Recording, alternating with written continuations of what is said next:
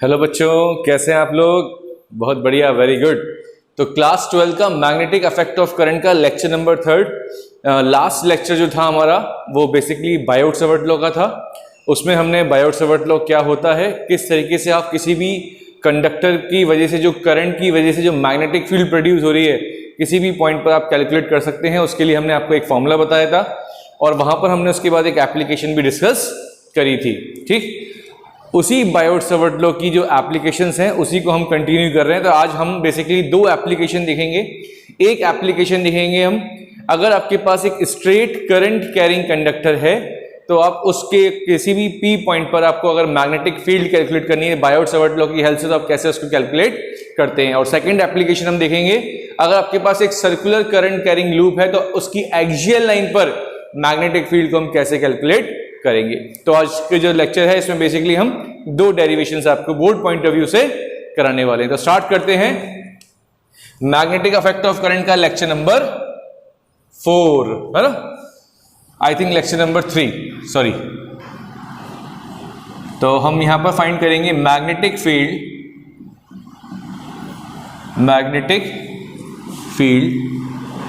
Due to straight current carrying wire. ठीक, तो आपके पास एक स्ट्रेट करंट कैरिंग वायर है। तो सबसे पहले यहां पर क्या करना है, आपको पूरा डायग्राम कंप्लीट करना है। तो हम यहां पे एक डायग्राम बनाते हैं। यहां पर आप एक कंडक्टर लेते हैं स्ट्रेट, ठीक, इसका नाम दे दीजिए एक्स और वाई। अब इस स्ट्रेट करंट कैरिंग कंडक्टर में आपने क्या फ्लो करा दिया, आई करंट फ्लो करा दिया। जब आपने आई करंट फ्लो कराया तो आपको मालूम है इस करंट कैरिंग कंडक्टर के सराउंडिंग में, इसके अराउंड क्या चीज बनने वाली है, मैग्नेटिक फील्ड बनने वाली है। तो मैग्नेटिक फील्ड कितनी बन रही है उसको कैलकुलेट करने के लिए हमारे पास कौन सी लॉ है सर, बायोट-सावर्ट लॉ है। उस लॉ की हेल्प से आप इजीली मैग्नेटिक फील्ड को कैलकुलेट कर सकते हैं। तो यहां पे सपोज करो, अभी मैं एक पी पॉइंट कंसीडर करता हूं यहां पर इस कंडक्टर के सामने एक मैंने पी पॉइंट कंसीडर किया। आप कहीं भी पी पॉइंट कंसीडर कर सकते हैं। अभी मैंने एज्यूम कर लिया कि यहां पर एक पी पॉइंट, ठीक। अब इस पी पॉइंट पर इस करंट कैरिंग कंडक्टर की वजह से कितनी मैग्नेटिक फील्ड बन रही है उसको आपको कैलकुलेट करना है। तो सबसे पहले यहां पर हम क्या करेंगे, एक स्मॉल एलिमेंट लेंगे। तो आपने एक स्मॉल एलिमेंट ले लिया, ठीक।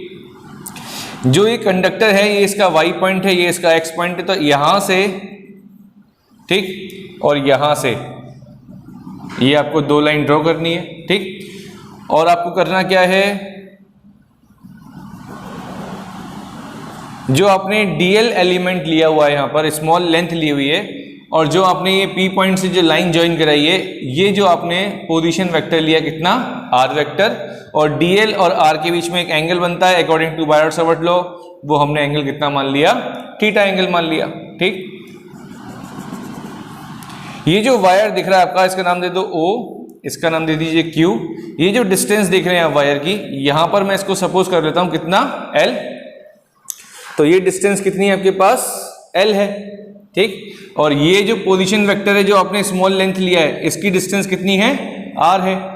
और यहां पे ये एंगल एज्यूम कर लिया आपने फाई एंगल। कितना एंगल एज्यूम किया, फाई एंगल। ये जो पूरा एंगल बन रहा है, मतलब कंडक्टर का जो ये स्टार्टिंग पॉइंट है, ठीक, यहां से ये कितना एंगल फॉर्म कर रहा है, ये वाला एंगल कितना फॉर्म कर रहा है, तो उसको आप बोल दीजिए फाई 1, ठीक।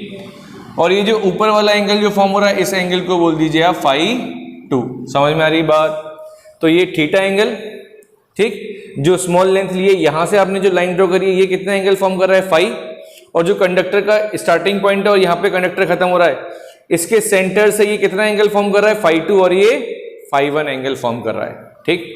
ये प्रॉपर आपको डायग्राम पहले बनाना है जब ये डेरिवेशन बोर्ड में आती है, ठीक। अब क्या करेंगे हम, यहां पर हम लगाएंगे बायोट-सावर्ट लॉ। तो क्या करेंगे, आप लिखेंगे अप्लाई बायोट-सावर्ट लॉ। क्या होती है बायोट-सावर्ट लॉ, फटाफट बताइए सर। बायोट-सावर्ट लॉ होती है dB equals to mu naught upon 4 pi IDL sine theta upon r square. ये होती है हमारी बायोट-सावर्ट लॉ। ठीक, अब एक बात बताइए, यहां पर अगर आप एक ये ट्राइंगल देखें ओ क्यू पी, ये राइट एंगल ट्राइंगल दिख रहा है आपको, तो आप लिखेंगे in right angle triangle O Q P, ये थीटा, ये एंगल कितना दिख रहा है आपको 90 डिग्री। तो बताइए ये थीटा और ये फाई मिलाकर कितना एंगल फॉर्म होगा? ये ट्राइंगल है, ट्राइंगल का सम किसके इक्वल होता है 180 डिग्री। तो अगर इन दोनों को एंगल को ऐड करें तो ये किसके इक्वल होना चाहिए बताओ? ये दोनों भी किसके, अगर ये 90 आपको मालूम है तो ये दोनों मिला के भी किसके इक्वल होना चाहिए 90 के इक्वल आना चाहिए, तभी तो 90 प्लस 90 कितना होगा 180 डिग्री, क्योंकि ट्राइंगल का जो सम होता है एंगल्स का वो किसके इक्वल होता है 180 डिग्री। तो आप सिंपली लिख सकते हैं यहाँ पे theta plus phi is equals to 90 डिग्री। ठीक है, क्योंकि पूरा एंगल का सम किसके इक्वल 90 डिग्री। ठीक, तो थीटा प्लस फाई किसके इक्वल 90 डिग्री के इक्वल होगा। ठीक है, तो यहां से आपको अगर थीटा की वैल्यू निकालनी हो तो कितनी आ जाएगी 90 माइनस फाई। अब ये जो थीटा है यहां पर आप देख सकते हैं थीटा, तो यहां पे अगर आप साइन थीटा की वैल्यू पुट करें 90 माइनस फाई, तो साइन 90 माइनस फाई क्या होता है sir? Sine 90 minus phi cos phi होता है। अब जरा कॉस फाई अप्लाई कर दें एक बार जरा, ये भी सारी चीजें काम में आएंगी डेरिवेशन में, इसलिए मैं कर रहा हूं। कॉस क्या होता है? Base upon hypotenuse. बेस कितना दिख रहा है आपको? ये कितना दिख रहा है बेस? ये डिस्टेंस कितनी मान लीजिए a मान लीजिए, डिस्टेंस कितनी मान लीजिए ये a मान लीजिए। ठीक, यहां से लेके यहां तक की जो डिस्टेंस है वो कितनी है आपके पास a है।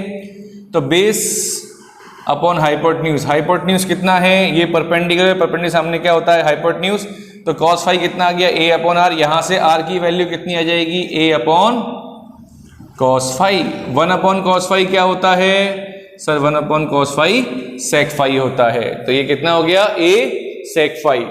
अब मैं कहता हूं आप टेन फाई लगाइए। टेन थीटा क्या होता है? परपेंडिकुलर अपॉन बेस, तो ये परपेंडिकुलर है ये बेस है, तो टेन फाई की वैल्यू कितनी आ जाएगी l अपॉन a। ये परपेंडिकुलर है और ये बेस है, यहां से l की वैल्यू कितनी आ जाएगी a टेन फाई। ठीक, अब मैं कहता हूं इस इक्वेशन को, ये जो l इक्वल्स टू आपने a टेन फाई निकाला है, इसको आप डिफरेंशिएट कर दीजिए। जब इसको आप डिफरेंशिएट करेंगे तो आपको मिलेगा dl is equals to a sec square phi. Tan phi का डिफरेंशिएशन सेक स्क्वायर फाई होता है, और यहां पे साथ में क्या चलेगा डी फाई, क्योंकि आपने dl को इंटीग्रेट किया डी फाई के रेस्पेक्ट में, तो जो अपॉन में डी फाई था वो उधर चला जाएगा, तो क्या हो जाएगा a sec square phi d phi. तो आपके पास dl की वैल्यू आ गई a sec square phi d phi. अब ये सारी वैल्यूज आप फॉर्मूले में पुट कर सकते हैं। तो फॉर्मूले में पुट करने से पहले हम इस डायग्राम को एक बार रब कर देते हैं। ठीक, डायग्राम आप नोट कर लेना, वीडियो को पॉज करके। चलिए अब बताते हैं ये सारी वैल्यू जब पुट करेंगे तो क्या बचेगा आपके पास।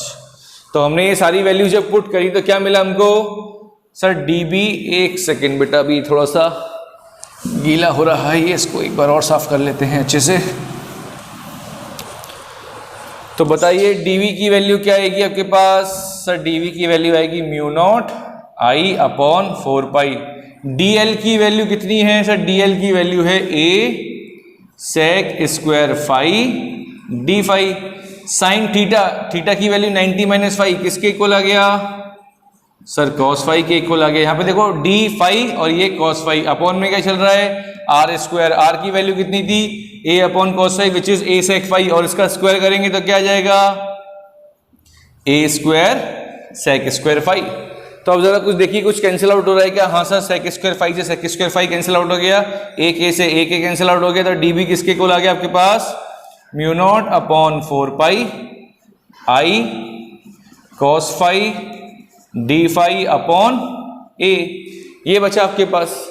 ये आपने जो dB कैलकुलेट किया है ये एक स्मॉल लेंथ के लिए कैलकुलेट किया था, जो आपने dl एज्यूम करी थी स्टार्टिंग में, लेकिन हमको तो पूरे करंट कैरिंग वायर के लिए मैग्नेटिक फील्ड कैलकुलेट करनी है। तो उसके लिए हमारे पास क्या मेथड है इंटीग्रेशन। dB का इंटीग्रेशन कितना होता है b। कांस्टेंट टर्म का इंटीग्रेशन होता है? नो सर नहीं होता है। तो mu naught upon 4 pi I upon a cos phi किसका इंटीग्रेशन होगा डी फाई का, सॉरी कॉस फाई भी अंदर आएगा, तो इसका इंटीग्रेशन होगा कॉस फाई डी फाई का। अब इसकी लिमिट क्या से कहां तक चल रही थी, जब आप नीचे से एंगल ले रहे थे, यहां पे मैं बता देता हूं एक बार, ये एंगल कितना था, ये एंगल पूरा फाई 1 था और ये एंगल कितना था फाई 2, तो लिमिट फाई 1 से फाई 2 जा रही है। लोअर एंगल कितना बन रहा है, मतलब लोअर लिमिट कितनी है फाई 1, अपर लिमिट कितनी है एंगल फाई एंगल की फाई 2, तो फाई 1 से फाई 2 जा रहा है। तो यहाँ पे हम जब cos फाई को इंटीग्रेट करेंगे तो यहाँ पर हम लिमिट पुट करेंगे, ये लिमिट आई फाई 1 और ये लिमिट आई फाई 2, बट ध्यान रखना है इस एक्सिस के, इस वाली एक्सिस के ये फाई 1 इसके नीचे बन रहा है, तो यहां पर हम क्या करेंगे माइनस साइन का यूज करेंगे, क्योंकि एक्सिस के नीचे बन रहा है। नीचे बनने के लिए हमने क्या साइन यूज किया माइनस, और वो एक्सिस के ऊपर बन रहा था इसलिए हमने प्लस फाई 2 यूज किया। अब cos फाई को इंटीग्रेट कर दीजिए, क्या आएगा बताइए, इसको रफ कर देते हैं पहले एक बार। cos फाई को जब आप इंटीग्रेट करेंगे तो क्या मिलेगा sir sine phi, cos phi का इंटीग्रेशन क्या होता है साइन फाई, तो यहां पर हम जब cos फाई को इंटीग्रेट करेंगे तो आपको मिलेगा साइन फाई, और उसके बाद हम लिमिट सॉल्व करेंगे तो b की वैल्यू आ जाएगी आपके पास कितनी, b की वैल्यू कितनी आएगी बताएं, अपर लिमिट माइनस का लोअर लिमिट, लिमिट कैसे सॉल्व करते हैं पता है ना आपको, तो b किसके इक्वल आ गया mu naught upon 4 pi I by a, इसका इंटीग्रेशन हो गया साइन फाई, लिमिट चलेगी माइनस फाई 1 से फाई 2, तो b किसके इक्वल आ गया mu naught upon 4 pi I upon a, upper limit है हमारे पास phi 2 minus of minus sine phi 1, क्या सॉल्व करके मिलेगा आपको ये mu naught upon 4 pi I upon a sine phi 2 plus sine phi 1, ये हमारा एक्सप्रेशन डिराइव हो गया। इसको आप sine phi 1 plus sine phi 2 भी लिख सकते हैं। This is the expression of magnetic field due to a straight current carrying wire, ये बोर्ड में ड्राइव करने के लिए आ सकता है, बट जनरली इसके बाद हम पढ़ने वाले एम्पियर सर्किटल लॉ, उसमें ये डेरिवेशन बहुत छोटी जाती है, हार्डली 3 या 4 स्टेप में हमारा ये रिजल्ट आ जाता है, ठीक, तो वो इजीली आता है, इस वजह से बोर्ड ने काफी टाइम से ये डेरिवेशन बोर्ड में आपके नहीं दी है, ठीक। अब यहां पे हम इसके कुछ स्पेशल केस देखेंगे कि वो स्पेशल केस क्या होते हैं। तो पहला स्पेशल केस देख रहे हैं हम, अगर आपके पास इनफाइनाइट लेंथ का वायर है, वायर की लेंथ कितनी है इनफाइनाइट लेंथ है आपकी वायर की, ठीक, इस केस में क्या देखने को मिलेगा, और एग्जैक्टली जो हमारा P पॉइंट जो हमने माना था, and P point lie near the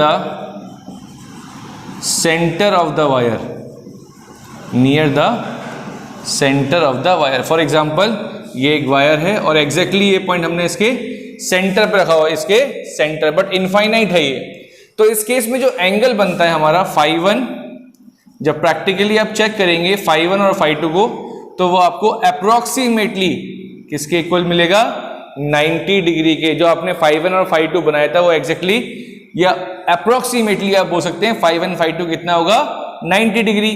तो अभी हमारा एक्सप्रेशन क्या आया था, म्यू नॉट आई अपॉन 4 पाई ए साइन फाई 1 की वैल्यू कितनी है 90, फाई 2 की वैल्यू कितनी है 90, साइन 90 प्लस 90 की वैल्यू 1 होती है, तो 1 प्लस 1 2, तो हमारे पास एक्सप्रेशन आ गया म्यू नॉट 2i अपॉन 4 पाई ए। समझ में आ रही बात? तो ये फॉर्मूला आप कब यूज करेंगे, जब इनफाइनाइट लेंथ का वायर हो और P पॉइंट नियरली कहां पे लाई कर रहा है, सेंटर ऑफ द वायर, ठीक। ये पहला स्पेशल केस। दूसरा स्पेशल केस में वायर अभी भी इनफाइनाइट है, ठीक, but P point lie near the end of X और Y।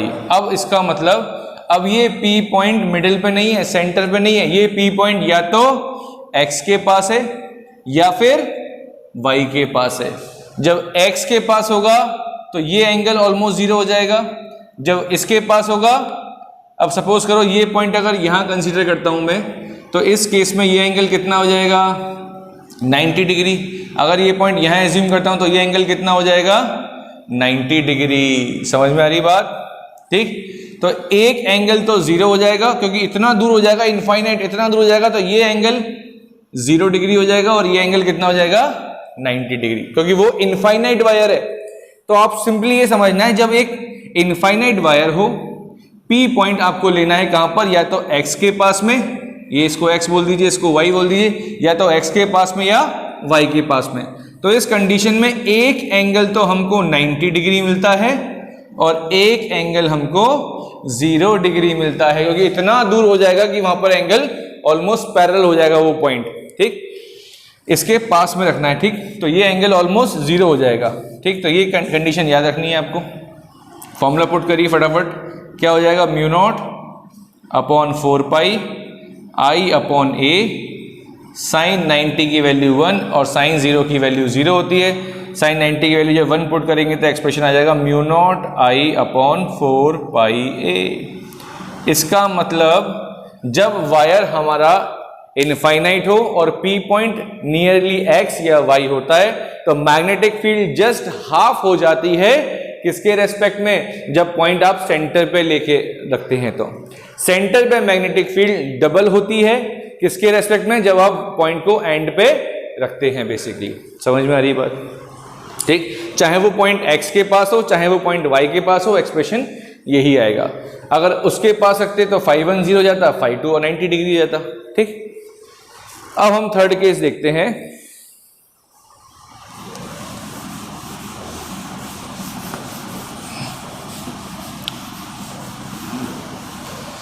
अब हम एक थर्ड केस देखते हैं। आपके पास थर्ड केस, आपके पास एक फाइनाइट लेंथ का स्ट्रेट वायर है, फाइनाइट लेंथ है जिसको आप L एज्यूम कर सकते हैं, और जो P पॉइंट है, the P point lie exactly right bisector of the wire, right bisector of the wire. इसका मतलब क्या हुआ, देखो यहाँ पे देखो, डायग्राम दिखाता हूँ आपको मैं। ये आपके पास वायर है, एग्जैक्टली जो आपको P पॉइंट एज्यूम करना है, और फाइनाइट लेंथ का वायर है। कितनी लेंथ का वायर है? L लेंथ का वायर है। तो ये पॉइंट कहाँ पर लाइट करेगा? एग्जैक्टली इसके राइट बाइसेक्टर, सेंटर से पास होते जाएगा। ठीक, तो यहां पर आपको P पॉइंट एज्यूम करना है। ये एंगल कितना हो जाएगा? ये φ। ये एंगल भी कितना होगा? सर एग्जैक्टली सेंटर पे लाई कर रहा है, तो यहां से ये एंगल भी φ बनेगा और यहां से ये एंगल भी φ बनेगा। तो पहली चीज तो क्या क्लियर हो गई सर, φ1 और जो φ2 है वो φ के इक्वल होंगे, अलग अलग एंगल नहीं होगा, क्योंकि एग्जैक्टली इसको बीच से काटते हो जा रहा है। तो यहां से ये एंगल और यहां से ये एंगल दोनों क्या बनेंगे? सेम बनेंगे। तो ये हो गया φ और ये भी हो गया φ। ठीक, अब मैं आपसे बोलता हूं साइन φ निकालिए जरा। साइन φ क्या होगा? ये डिस्टेंस कितनी ली थी हमने? a। अगर पूरी लेंथ L है तो इसकी ये डिस्टेंस कितनी हो जाएगी? L/2। ठीक, और ये डिस्टेंस कितनी थी अपने पास? r थी। साइन φ क्या होता है? Perpendicular upon hypotenuse. ठीक, तो परपेंडिकुलर कितना अपने पास? L/2। ठीक, अब ये डिस्टेंस कितनी होगी? बट यहाँ पे ये r थोड़ी ना होगा अब। ठीक, ये तो क्योंकि एंड वाली बात है। ठीक है, वो तो हमने dl के लिए r लिया था, यहाँ पे इसको r नहीं लिखेंगे। तो ये डिस्टेंस कितनी होगी? ये पता है a है, ये पता है L/2 है, तो ये डिस्टेंस कितनी होगी? L/2 का square plus a square, perpendicular का स्क्वायर प्लस बेस का स्क्वायर, किसके इक्वल? हाइपोटेन्यूज के स्क्वायर के इक्वल। तो साइन क्या होता है? Perpendicular upon hypotenuse. तो ये डिस्टेंस आ गई आपके पास L/2 का स्क्वायर प्लस a स्क्वायर। समझ में आ रही बात? और ये डिस्टेंस भी कितनी आएगी हमारे पास? L थोड़ी ना आएगी ये डिस्टेंस भी कितनी आएगी? L/2 आएगी। बोलो ये चीज क्लियर? क्या होता है साइन φ? ये एंगल निकालना है φ, तो परपेंडिकुलर कितना है आपके पास? L/2। हाइपोटेन्यूज कितना है आपके पास? ठीक है, यहाँ पे पाइथागोरस थ्योरम लगा दिया आपने। परपेंडिकुलर स्क्वायर प्लस बेस का स्क्वायर, ये इसके हाइपोटेन्यूज के स्क्वायर के इक्वल आ जाएगा। तो l/2 का square plus a square under root में इसको सॉल्व कर लेंगे, ये आपके पास sin phi आ गया। अब क्या करना है, देखो ये 2 जो दिख रहा है ना, इस 2 को अंडर रूट में लिखना है। तो कैसे लिखूंगा मैं, ये जो l/2 है, ध्यान समझना, ये जो l/2 है इसको मैं रूट में लिखना चाहता हूं। तो कैसे लिखूंगा, 4 और 4 का स्क्वायर है 2, तो वापस l/2 बन जाएगा ये टर्म। अब क्या बचेगा आपके पास, l स्क्वायर 2 का स्क्वायर 4 प्लस a स्क्वायर। ठीक, अब इस 4 को अंदर मल्टीप्लाई कर दो, क्या होगा, ये हो जाएगा 4l square upon 4 plus 4a square. 4 से 4 कैंसिल आउट हो गया, क्या बचा आपके पास, l upon under root 4a square plus l square. ये आपके पास क्या आ गया, साइन फाई आ गया। क्या आ गया आपके पास, ये साइन फाई। अब जरा मैग्नेटिक फील्ड का फॉर्मूला बताइए, क्या होता है, mu naught upon 4 pi I upon ए। अब देखो साइन फाई 1 प्लस फाई 2 दोनों एंगल सेम है, तो sine phi plus sine phi, sine phi plus sine phi कितना हो जाएगा, 2 साइन फाई हो जाएगा। क्यों, क्योंकि दोनों एंगल सेम है, फाई 1 फाई 2 बराबर है। तो साइन फाई 1 फाई 2 की जगह क्या लिखेंगे, sine phi plus sine phi which is 2 sine phi. Sine phi की वैल्यू हमारे पास हमने ऑलरेडी फाइंड कर चुके हैं, तो ये आ जाएगा mu naught upon 4 pi I upon a 2। Sine phi की वैल्यू आ जाएगी l upon under root 4a square plus l square. इस फॉर्मूले से आप क्या निकाल सकते हैं, मैग्नेटिक फील्ड फाइंड कर सकते हैं एग्जैक्टली। अगर ये P पॉइंट कहां से जाए, कहां से पास हो, इस करंट कैरिंग वायर के राइट बाइसेक्टर से अगर ये पास होता है, तो आप इस पॉइंट पर मैग्नेटिक फील्ड को कैलकुलेट कर सकते हैं। बोलो ये चीज क्लियर हुई नहीं हुई, इसमें किसी कोई डाउट तो कमेंट सेक्शन में जरूर बताना। अगर कोई डाउट हो तो उसको हम डिस्कस कर लेंगे, कोई इश्यू नहीं है। ठीक, बट बहुत सिंपल है, अगर आप सारे स्टेप्स फॉलो करेंगे तो इजीली हो जाएगा। अब हम चलते हैं अपनी नेक्स्ट डेरिवेशन पर। ये डेरिवेशन बहुत इंपॉर्टेंट है, आपके काम में आएगी नेक्स्ट जो मैं अभी कराने वाला हूं, और इसको आपको बहुत ध्यान से समझना है।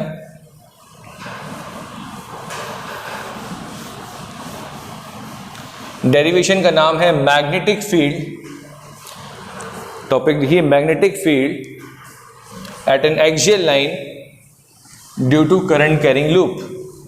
Magnetic field at axial line, आपको मैग्नेटिक फील्ड निकालनी है।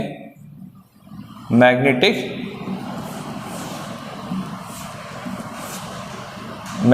Field at axial line due to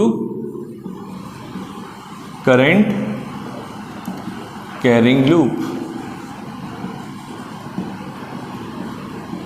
ठीक, अब इसको समझने के लिए सपोज करें आप यहां पर मैं ये एक लूप बनाता हूं, यहां पर ये, ठीक, ये लूप ले लिया हमने, ये लूप है। ठीक, अब मैं आपसे बोलता हूं, बेसिकली ये थोड़ा 3D डायग्राम है, इसको अगर प्रैक्टिकली देखें तो 3D है, बट बोर्ड पे हमें 2D बनाना होगा, तो थोड़ा सा आपको समझना पड़ेगा। ठीक, सपोज करो एक रिंग ले लो, ये एक रिंग है, ठीक, और इस रिंग में करंट फ्लो हो रहा है। ठीक, या फिर अगर ऐसे एज्यूम कर सकते हैं तो ऐसे भी एज्यूम कर सकते हैं आप, ये एक रिंग है, ठीक, इसमें करंट फ्लो हो रहा है।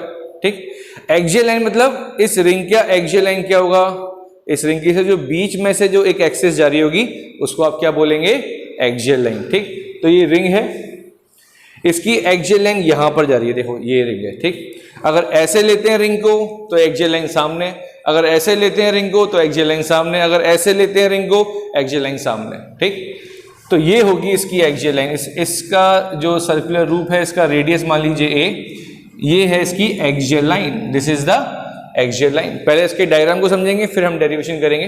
तो डायग्राम समझना बहुत जरूरी है। तो आपने एक क्या लिया, करंट कैरिंग लूप लिया, इसमें करंट फ्लो करा दीजिए आई करंट। ठीक, ये आई करंट फ्लो रहा है इस लूप में, और हमें मैग्नेटिक फील्ड इस करंट कैरिंग लूप के एक्सियल लाइन पे फाइंड करनी है। ठीक, जैसे मैंने बताया आपको, ये अगर लूप है तो एक्सियल लाइन कहां होगा, इसके सेंटर से पास होती है एक लाइन, उसको क्या बोलेंगे आप, एक्सियल लाइन। समझ में आ रही बात। ये डिस्टेंस मान लीजिए आप r, ये डिस्टेंस कितनी मान ली इस P पॉइंट की, r। ठीक, अब क्या करना है, एक स्मॉल एलिमेंट लेना है आपको। तो इस लूप के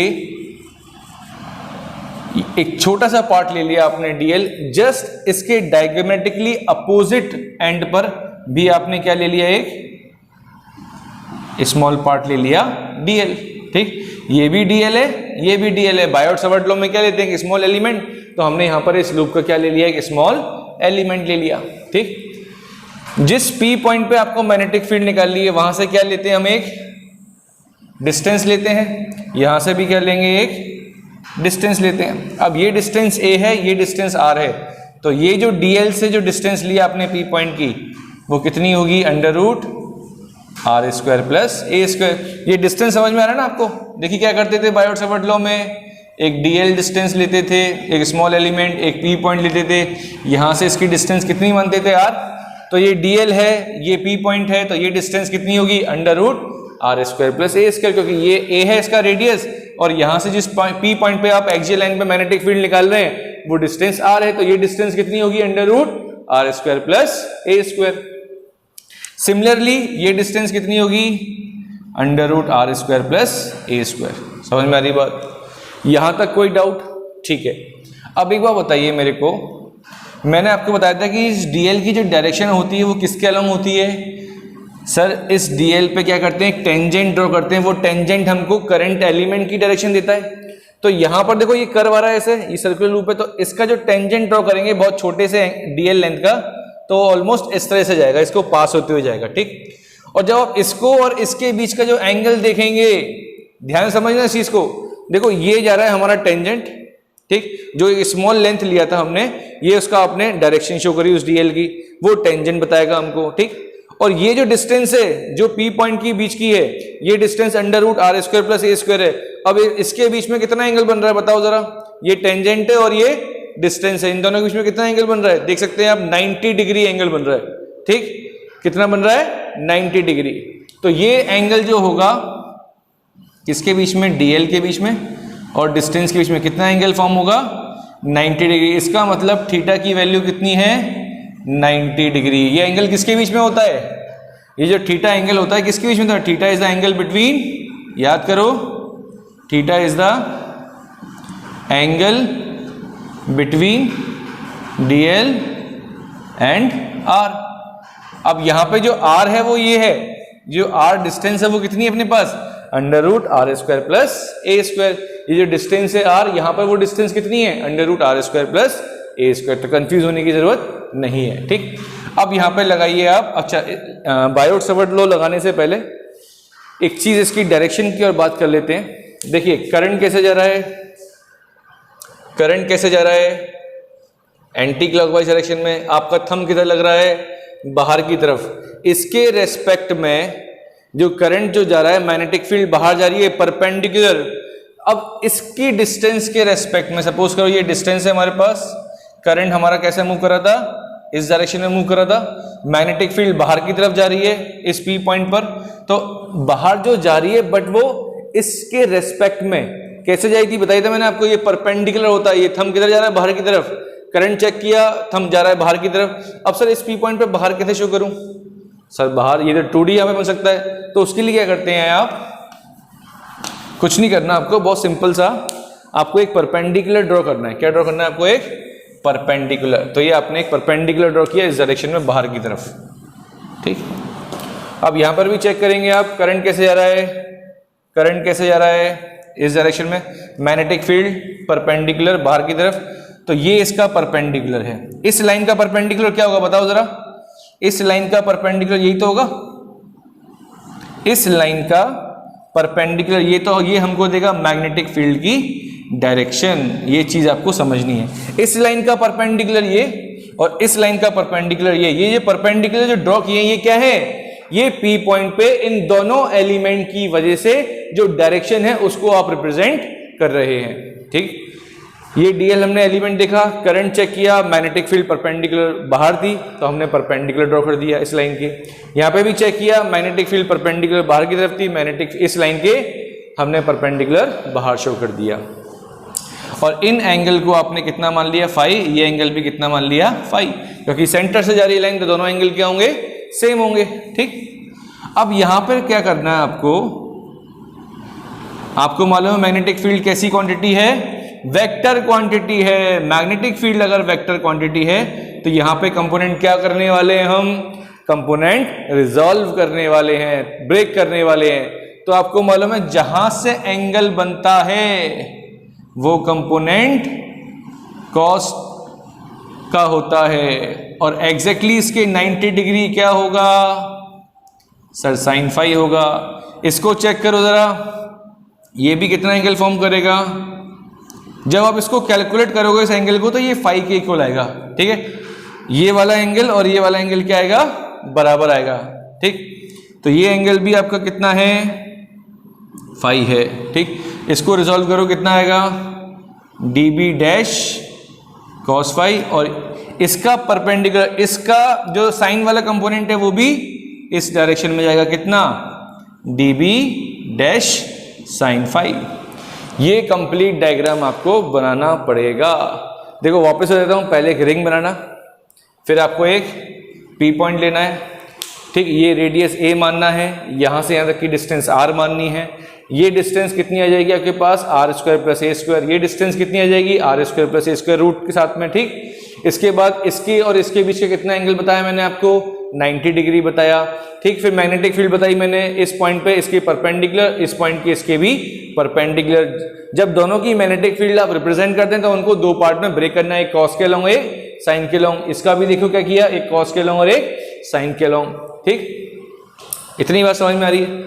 अब क्या करेंगे हम, यहाँ पे अप्लाई करेंगे Biot Savart law, apply Biot Savart law. जरा अप्लाई करो बायोट-सावर्ट लॉ। क्या होती है Biot Savart law, dB equals to mu naught upon 4 pi I dl sine theta. Theta कितना बन रहा था, 90 डिग्री, साइन 90 की वैल्यू 1। डिस्टेंस कितनी है, यहाँ से यहाँ तक की डिस्टेंस कितनी है, under root are square plus a square. Distance से क्या करते हैं स्क्वायर, तो स्क्वायर से रूट कैंसिल आउट हो जाएगा। क्या बचेगा आपके पास, mu naught upon 4 pi I dl upon r square plus a square. बात समझ में आ रही है इतनी। अब देखिए जरा, अगर आप इस वाले स्मॉल एलिमेंट के लिए भी इस P पॉइंट पे अगर आप मैग्नेटिक फील्ड निकालेंगे तो क्या होगा, mu naught upon 4 pi I dl। Distance कितनी है, under root are square plus a square. इसका स्क्वायर करेंगे तो क्या आएगा, R square plus a square. तो dB डैश की वैल्यू भी यही होगी। अब जरा चेक करो, dB cos फाई और dB डैश cos फाई, इन दोनों की अगर डायरेक्शन चेक करें तो कैसी हैं, अपोजिट। और इन दोनों का जो मैग्नीट्यूड है वो भी यही है। जब दो क्वांटिटी का मैग्नीट्यूड और डायरेक्शन अपोजिट होती है तो क्या होती है, वो कैंसिल आउट। तो आपको लिखना है dB cos phi and dB dash cos phi have same magnitude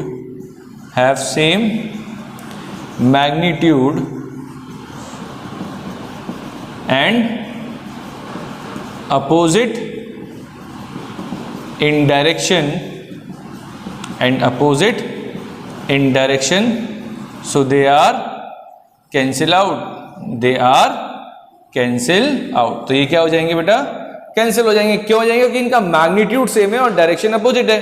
but अगर dB sin फाई और dB डैश sin फाई की बात करें तो क्या होगा सर, इन दोनों की डायरेक्शन सेम है, इस वजह से ये ऐड हो जाएंगे। क्या हो जाएंगे बेटा, ये ऐड। इसको नोट कर लीजिए, फिर हम आगे बढ़ते हैं, ठीक। इसको नोट करने से पहले यहाँ पर sin फाई और निकाल के बता देता हूँ, पहले मैं आपको काम आएगा अभी। ये sin फाई क्या होगा सर, sin फाई होता है परपेंडिकुलर अपॉन हाइपोटेन्यूज। तो परपेंडिकुलर कितना हमारे पास, इस ट्राइंगल में लगाइए, परपेंडिकुलर कितना हमारे पास a, सर हाइपोटेन्यूज कितना है हमारे पास, under root are square plus a square. ये वैल्यू आपके काम आएगी, ठीक है। इसको मैं रफ कर रहा हूं।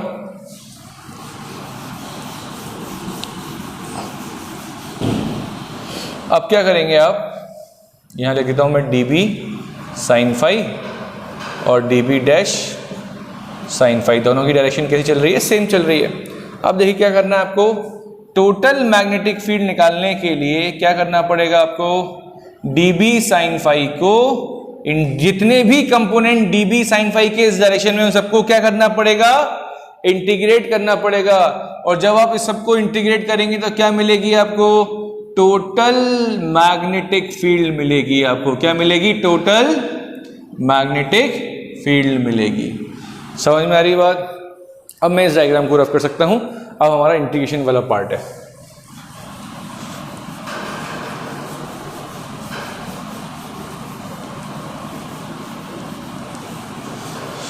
ओके, जब तक आप ट्राई करिए कैसे करेंगे टोटल इंटीग्रेशन, जब तक मैं इसको रफ कर रहा हूं, बताएं फटाफट। तो क्या किया हमने, टोटल मैग्नेटिक फील्ड निकालने के लिए dB sin phi को इंटीग्रेट किया। dB की वैल्यू कितनी थी, mu naught upon 4 pi I dl upon under root are square plus a square. साथ में क्या चल रहा है हमारा, साइन फाई चल रहा है। क्या चल रहा है साथ में, साइन फाई। ठीक है, तो हम इंटीग्रेशन किसका करेंगे सिर्फ बताएं जरा। Mu naught upon 4 pi r square plus a square I, sine phi की वैल्यू कितनी आई थी, a upon under root are square plus a square. सिर्फ किसका इंटीग्रेशन होगा सर, इंटीग्रेशन सिर्फ किसका होगा, डीएल का होगा। किसका इंटीग्रेशन होगा, सिर्फ डीएल का। समझ में आ रही बात। तो इसको आप यहां पर लिख सकते हैं इस तरीके से।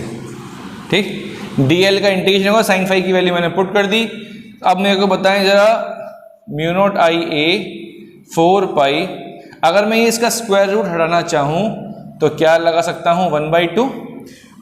बेस सेम है तो पावर ऐड हो जाती है, तो 1 + 1/2 कितना हो जाएगा sir, R square plus a square की पावर 3/2। ठीक, अब डीएल को जब आप इंटीग्रेट करेंगे तो क्या मिलेगा, इस लूप का सरकमफ्रेंस, और लूप का सरकमफ्रेंस कितना होता है, 2 पाई ए।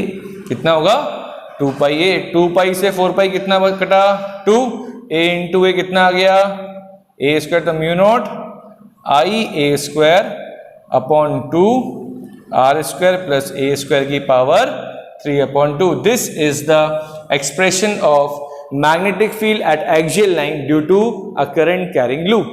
ठीक, इसमें अगर हम बात करें, अगर आपके पास कितने नंबर ऑफ टर्न्स हो, n नंबर ऑफ अगर टर्न्स होते हैं आपके पास, तो इस टर्म को n से मल्टीप्लाई कर देंगे तो क्या मिलेगा, mu naught n I a square upon 2 are square plus a square की पावर 3/2। ये फॉर्मूला कब यूज करेंगे आप, जब आपके पास n नंबर ऑफ टर्न्स होंगे।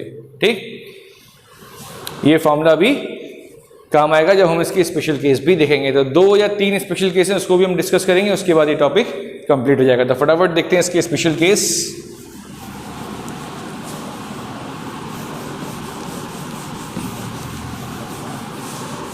क्या एक्सप्रेशन आया था हमारे पास,